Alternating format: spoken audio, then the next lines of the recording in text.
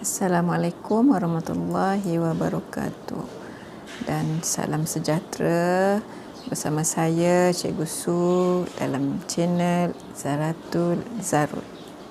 Selamat datang ke channel Cikgu.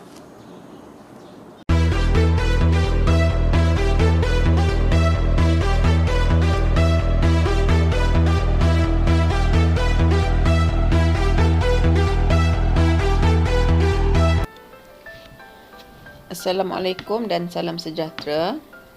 Kali ini berjumpa lagi kita dalam subjek RBT tingkatan 2. Kita masih lagi dalam bab 1 iaitu penyelesaian masalah secara inventif.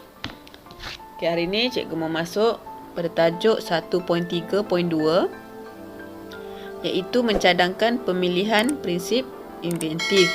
Minggu lalu cikgu sudah ajar apa itu prinsip inventif. Cikgu harap kamu sudah faham maksud prinsip inventif. Kalau tak faham, susahlah mau faham yang untuk hari ini ya. Okey, selepas kaedah pemisahan ruang atau masa ditentukan. Ini cikgu sudah ada ajar minggu lalu ni. Macam mana mau tahu kaedah ruang ke kaedah masa ya? Okey. Pilih prinsip inventif yang bersesuaian untuk menyelesaikan masalah. Okey, fungsi yang kita belajar minggu lalu tu, kenapa perlu tentukan pemisahan ruang? Kenapa perlu tentukan pemisahan masa? Sebab di sini ada jadual ya. Untuk pemisahan ruang ada 7 kaedah penyelesaian. Daripada penentuan tu kita boleh tahu macam mana menyelesaikan masalah tersebut. Kita tengok satu-satu ya. Ada produk kita boleh selesaikan menggunakan kaedah pembahagian.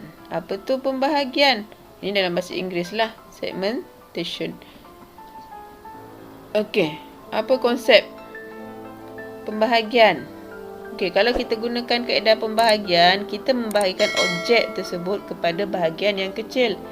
Kita selesaikan masalah ya pada produk tersebut dengan membahagikan objek kepada beberapa bahagian yang kecil. Contoh perabot. Perabot yang kamu beli yang pasang sendiri tu, macam meja belajar ya.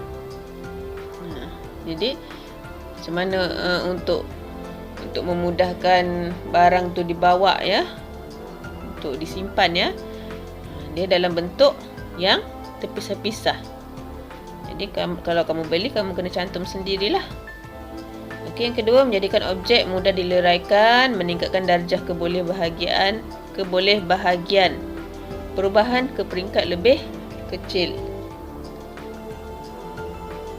Okey, yang kedua ialah kaedah penyelesaian pengekstrakan ya, ataupun bahasa Inggeris ialah taking out atau extraction. Okey, apa itu?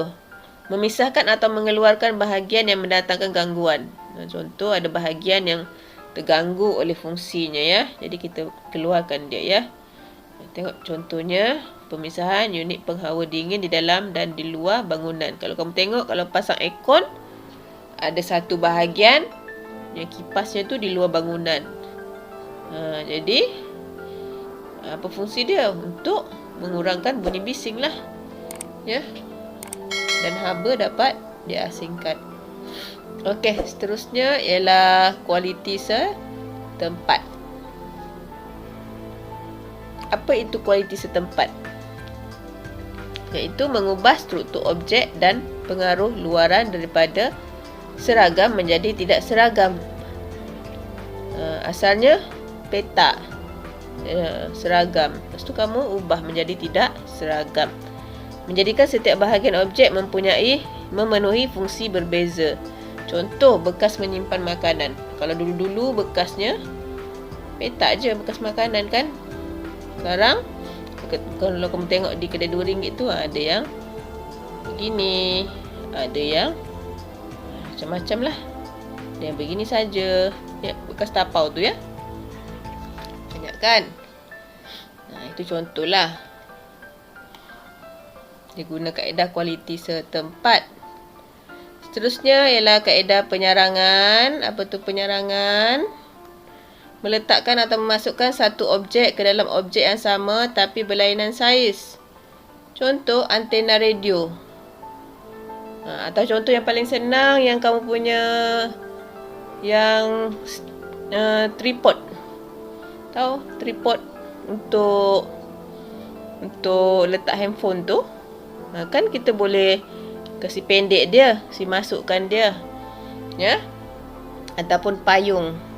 Untuk simpan dia, kamu tolak dia, makin lama jadi makin pendek. Ya?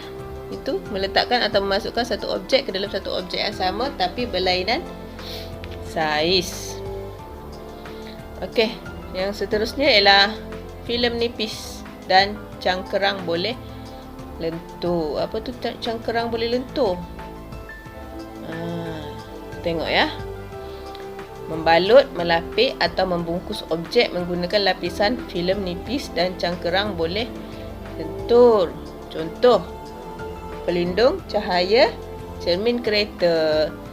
Okey, contoh kan ada yang kita mau halang matahari masuk ke dalam kereta tu, ada yang jenis boleh lipat, boleh gulung, ya. Itu boleh lentur lah. Kalau filem nipis ni yang tinted kereta tu.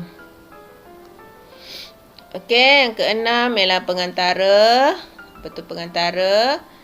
Mengadakan bahagian baharu antara dua objek. Menggunakan objek atau proses pengantara mencantum dua objek secara sementara. Contoh, sarung tangan ketuhar menjadi pengantara antara tangan dengan objek panas. Sebab tangan kita ni mana boleh sentuh direct dengan panas. Jadi kita perlukan sesuatu sebagai pengantara untuk kita dapat sentuh dengan objek panas. Itu adalah kaedah pengantara. Dan yang ketujuh ialah tidak simetri, iaitu mengubah bentuk satu objek daripada simetri menjadi tidak simetri. Contoh, menukar bentuk bulat jam. Biasanya jam kan bulat. Kita mau buat yang lain sikit, kita buatlah bentuk lain, bentuk yang tidak sekata. Okey, itu untuk kaedah pemisahan apa? Pemisahan ruang, ya. Bila kamu dapat jawapan yang prinsip inventif yang asal yang kita tentukan tu, contoh dapat pemisahan ruang, kamu kena pilihlah antara 7 ni, 1 ke 2 ke 3 ke, ya. Pilih macam mana menyelesaikan masalah tersebut menggunakan kaedah pemisahan ruang. Jadi kita pilih antara 7 ini, ya. Okey, jika kaedah pemisahan yang kita tentukan tu, kita dapat kaedah pemisahan masa. Ya, kaedah pemisahan masa. Okey, ada berapa dia punya kaedahnya? Kalau tadi kaedah ruang ada 7, kaedah masa ada 7 juga. Kita tengok yang pertama. Ini kaedah masa, ya. Kedinamikan, iaitu memecahkan satu objek kepada bahagian kecil yang boleh bergerak. Mungkin kita letak roda ke, ya. Okey, mengubah satu bahagian objek daripada tidak bergerak kepada bahagian bergerak. Contoh, meja makan berempat boleh dibesarkan menjadi meja makan berlapan. Banyak contoh di YouTube tu. Meja yang kecil kita boleh buka jadi besar, ya. Boleh jadi kecil balik. Okey, steering kereta yang boleh diubah ketinggiannya. Okey, tindakan awal. Melakukan tindakan awal untuk mengawal risiko. Contoh, beg udara, airbag dalam kereta tu untuk keselamatan, ya. Untuk mengurangkan kecederaan ketika kemalangan. Okey, ketiga, tindakan berkala, iaitu menukar tindakan berterusan kepada tindakan berkala. Contohnya, lampu jalan menyala berkala mengikut waktu siang dan malam. Okey, tindakan keterlaluan. Jika tidak berhasil, lakukan tindakan yang sama tapi secara berlebihan. Contoh, menabur serbuk gula di atas donat untuk mengurang atau menambahkan kemanisan. Okey, pengembangan terma menggunakan prinsip terma terhadap satu bahan. Contoh lampu pendaflor ni adalah lampu panjang yang di rumah kamu tu ya. Lampu pendaflor ni ya. Lampu panjang yang putih tu ya. Itu lampu pendaflor ya. Okey, yang keenam ialah kaedah pembuangan dan pemulihan, iaitu membuang bahagian yang telah menjalankan fungsinya. Contoh kapsul ubat. Fungsi dia untuk meletak ubat kan dalam kapsul tu. Apabila kita telan, dia boleh larut dalam perut. Okey, kaedah yang ketujuh ialah tindakan berterusan yang berfaedah, iaitu menjalankan suatu kerja secara berterusan. Ya. Contoh jana kuasa elektrik, mesin pelelas. Okey, ini adalah kaedah penyelesaian ya daripada minggu lalu punya pembelajaran. Jika dapat kaedah masa, inilah ada 7 ya. Boleh pilih salah satu mana yang sesuai dengan produk itu, kita pilih. Dan juga kaedah pemisahan ruang pun ada 7 ya, ada 7 semua. Okey, cikgu harap boleh faham ya. Kalau tidak faham boleh tanya cikgu ya.